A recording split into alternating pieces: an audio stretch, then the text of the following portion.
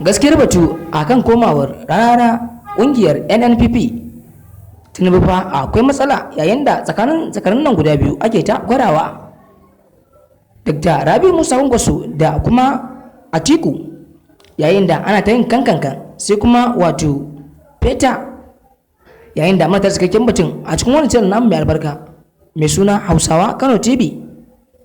To amma mai sauraro dan Allah, idan wannan shine zuwanka na farko, ka danna mana subscribe, kana ka danna mana alamar kararrawa don samun sababbin shirye-shiryen mu da zarar mun dora.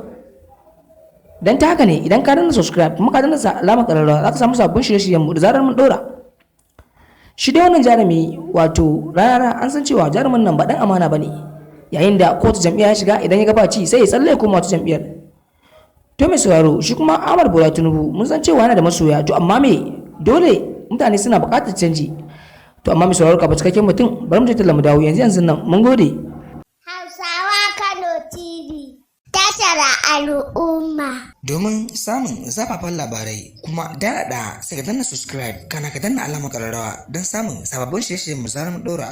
To mai sauraro ga cikakken mutum yana zuwa. Mun gode. To assalamu alaikum wa rahmatullahi ta'ala wa barakatuhum. Barkamu da dawowa, barkamu da mu da kuma sake saduwa a cikin wannan rata mai albarka, labarai da su kamar da kullun yadda muka saba kawo muku zafafan labarai.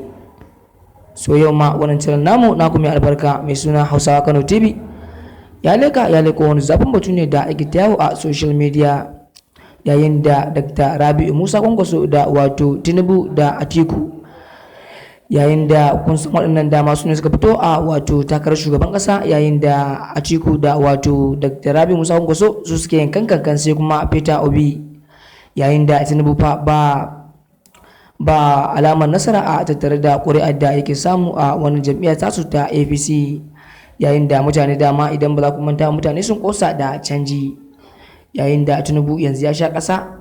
To mai sauraro shi kuma jarumi rara yana nan a jam'iyyarsa, yayin da ya bar jam'iyyarsa ta ADP wato jam'iyyar Sha'aban Sharaɗa kenan, yayin da ya tsalle ya koma gurin Gawuna amma bai koma gurin wato Kwankwasa ba. To mai sauraro ku ci kasancewa da mu a cikin wannan channel namu mai albarka mai suna Hausawa Kano TV. Subscribe, like and share. Mun gode masu sauraro.